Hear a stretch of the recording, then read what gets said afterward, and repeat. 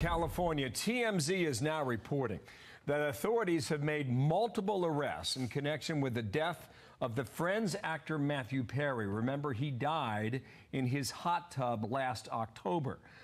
The story at the time was that the ketamine caused him possibly to lose consciousness while he was in that hot tub. Dr. Mark Siegel on the phone with us now. And Doc, we're just sorting through a lot of the early information on this. What can you tell us as to why someone would need ketamine prescribed to them?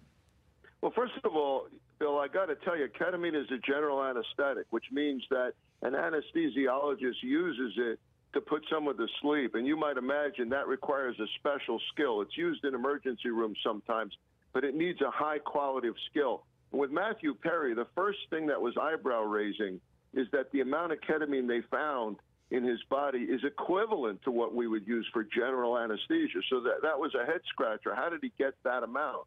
The second thing that you use it for, and I think you were hinting at this, is that you can use it to treat depression and anxiety, kind of break a cycle of severe depression.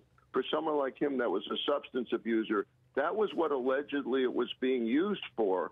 But that also has to be monitored really, really closely. To give you an idea, ketamine causes severe confusion. It can cause paralysis. It can cause terror, hallucination, seizures, and as you just said, sedation and loss of consciousness and heightened blood pressure. The last things you would want to happen if you're near a pool and you're potentially going swimming. I mean, so that's why the whole situation has had a kind of a really untoward feel to it from the beginning. So I'm going to read this from TMZ, okay, Doctor? I want your view of it.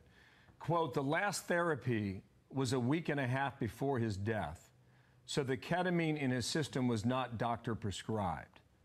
Does that line up with your thinking? Exactly lines up with my thinking, because someone or a group of people were involved in an unauthorized treatment here. I need to emphasize for our viewers, this is not something that should be given casually or recreationally. Of course, it's used recreationally, but it's a very dangerous drug potentially.